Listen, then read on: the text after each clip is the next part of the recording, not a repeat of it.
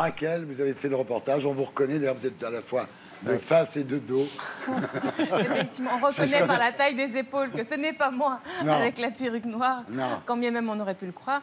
Non, mais on rigole, mais en fait, c'est pas drôle du tout. Parce que vous savez qu'un étudiant sur 2 en France aujourd'hui est obligé de travailler pour payer ses études. Ça correspond peu ou prou, par ailleurs, au taux d'échec à l'université en première année, selon les filières, 30, 40, 50% d'échecs en première année. Donc, quand on est obligé de bosser à côté des études, évidemment, il y a plus de chances d'échouer. Et donc, l'idée de pouvoir avoir de l'argent facile pour étudier plutôt que d'aller au McDo, plutôt que de faire Deliveroo, comme on l'a vu dans les premiers reportages que j'ai faits, il y a cette attraction de l'argent facile. Donc là, le mot a été lâché par la Sugar Baby. Elles sont rares à le lâcher. C'est le mot prostitution. Bah oui. Parce qu'en fait, tout est fait pour édulcorer. Tout est fait pour vous faire croire qu'il ne s'agit pas de prostitution. Voilà, on vous fait croire que c'est un échange de bons procédés, que voilà, vous avez été choisi et puis vous avez choisi votre sugar daddy. Donc tout ça, c'est la marque de la réussite. D'ailleurs, dans le site, on dit « successful people », la réussite, comme si c'était la réussite sociale de s'être fait choisir par un homme riche, fortuné, avec du patrimoine, qui peut se permettre de vous donner une petite allocation mensuelle contre des faveurs qui sont des faveurs sexuelles au final. Donc c'est de la prostitution. Et ce qui est absolument incroyable, c'est que rien n'est fait. Rien n'est fait par rapport à ça. Interdit. Alors, Gilles William Golnadel, moi, en matière de prostitution, je suis de celles qui pensent qu'il faut d'abord viser les clients. Parce que ce sont eux qui, grâce à leur hiérarchie sociale, à l'accumulation des richesses, se permettent d'acheter ces gamines comme au 19e siècle, les hommes fortunés achetaient des danseuses. Bah oui. Voilà. Et je pense qu'il faudrait qu'on éduque les hommes à ne pas acheter les femmes. Vous êtes pour l'éducation et pour la répression. Bien sûr. Ouais, mais ce qui est des clients. Et évidemment, il faut donner des bourses d'études. Et oui, il faut donner des bourses d'études. En définitive, il faut bien permettre aux étudiants d'études. Il faut donner des bourses d'études. Je t'adore, Raquel. Pas de précaution oratoire. Oui, c'est une précaution oratoire. Vas-y. Parce que ce truc-là m'énerve tellement. Tu sais, on est toujours dans le génissement, dans les géniardises. En fait, c'est un phénomène, moi ça me choque, ce que j'ai vu, évidemment. J'approuve pas ça, je trouve ça dégueulasse. Mais c'est vieux comme le monde. C'est-à-dire, moi, quand j'étais à la fac, il y avait ça autour de moi. Et moi, qu'est-ce que je faisais? D'ailleurs, à partir de 18 ans, j'ai pris mon autonomie. Je gagnais ma vie tout seul et j'étais serveur. Je ne gémissais pas, parce que d'ailleurs, on pouvait trouver facilement du boulot au black. Et j'ai vécu, j'ai fait toutes mes études comme ça. Et j'ai pu faire des bonnes études. J'ai fait des bonnes études. Je faisais des articles dans la presse. Vendre sa force de travail, c'est pas la même chose que de vendre son intimité sexuelle. Je termine là-dessus. Au lieu toujours, si tu veux, c'est ça le problème. Au lieu de tendre la sébile sans arrêt, en disant il faut donner de l'argent, il faut les aider, c'est pire qu'avant, etc. Ça n'est pas vrai. C'est mieux qu'avant. Mais bien sûr. Avant, on travaillait dans des conditions épouvantables. D'ailleurs, serveur, j'ai vu ce que c'était.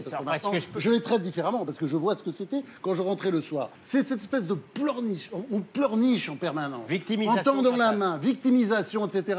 Bon, on peut aussi se retrousser les manches et y aller et se battre. On a une belle école, on a une belle université, on a des bons étudiants. Je n'ai pas dit le contraire. Je n'ai pas dit le contraire. Arrêtons toujours de tendre la sébile. Arrêtons de tendre la sébile. Calme-toi. Mais non, mais je l'adore. D'abord, l'exemple du serveur est bien mal choisi. Parce que qui ici, autour du plateau, recommanderait à ses enfants d'être serveur pour payer ses études? Moi. Qui recommanderait des sugar baby? Moi. Personne. Donc ça, maintenant, ça suffit. Ça suffit, cette hypocrisie qui consiste à croire que les enfants des autres peuvent être des prostituées, mais pas les nôtres. Moi, je déteste entendre que les jeunes filles étudiantes n'ont pour solution pour payer leurs études que de se prostituer. Je suis désolée, elles peuvent aller travailler dans des boulots qui sont pénibles, effectivement. Nos parents l'ont fait, on l'a fait. Voilà, quand tu es en train de pleurnicher sur le sort de... Non mais arrêtez, je pleurniche pas. Je pleurniche pas. Il y a quand même... C'est 40 000 C'est horrible le message que tu passes. Le message que tu passes est horrible. Parce qu'on est en train c'est une réalité, c'est tout, c'est pas moi qui le passe. Excuse-moi, juste le message que tu passes est horrible. Tu es en train d'expliquer que ces gamines, soit on leur donne du fric et on crée une société d'assistanat comme on est en train de le faire, soit on les accompagne à aller trouver un job qui est digne. On n'est pas obligé de dire qu'elles sont obligées d'aller se prostituer sur les réseaux sociaux. Par exemple, le Danemark, où les étudiants ont une allocation d'études. Est-ce qu'on peut avoir une vision? Ça existe. Parce qu'on considère qu'étudier, c'est un travail productif qui investit dans la vie. Gilles William, un mot. Est-ce qu'il est autorisé de faire remarquer dans un système un peu plus complexe qu'il y a des salauds qui utilisent effectivement leur force ou leur argent, et des femmes qui sont aussi attirées par la réussite et l'argent. On appelait ça les poules autrefois.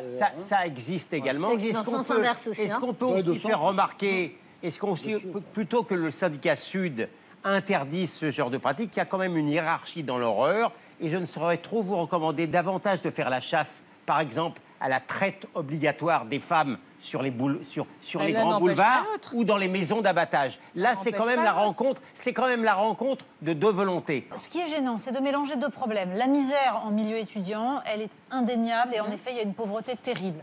En l'occurrence, et là je rejoins Absatou, un étudiant qui est pauvre n'est pas obligé de se prostituer. Alors il faut combattre ça, et ça se combat non pas par la pénalisation, mais par l'éducation des filles en particulier, et une éducation qui joue sur le fait de ne pas leur donner envie de consommer en permanence. Parce que ces filles-là, le problème c'est que c'est pas toujours pour payer leurs études qu'elles font ça. C'est aussi par besoin de s'acheter des chaussures de luxe, des sacs de luxe, parce que tout ça existe chez les hommes. Et s'acheter une gamine de luxe, ça c'est pas un problème, mais ça? À quelle personne n'a dit que c'était bien? Bon, bah commençons par ça. Personne n'a dit que c'était bien. Bon, bah, voilà. Aujourd'hui, Thierry, il y a d'autres moyens de financer ses études. Moi, je suis tombée sur quelque chose qui m'a beaucoup ému. En avril dernier, la chanteuse Nicki Minaj organisait un concours sur son compte Twitter pour gagner un voyage à Las Vegas. Et l'un de ses fans l'a interpellé sur Twitter en lui disant « Écoute, moi, j'en ai rien à foutre de ton voyage à Las Vegas. J'aimerais que tu payes mes frais de scolarité. » Et ça, c'est formidable et ça, c'est génial parce qu'elle a payé les remboursements d'achat de livres, les prêts étudiants. Elle a dépensé plus de 30 000 €.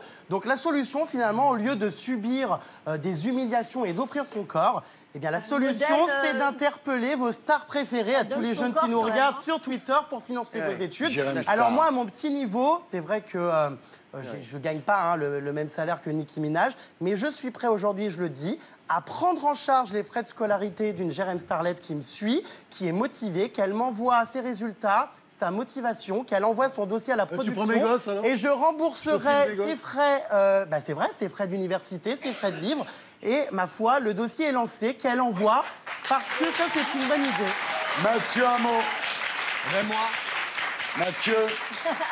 comme Jérém Star, je m'engage à financer la scolarité de quelqu'un si elle s'arrête à la maternelle, bien sûr. Voilà. Et je donnerai tout l'argent, bien sûr, Non, mais moi, c'est pour très acheter sérieux. tous les trucs.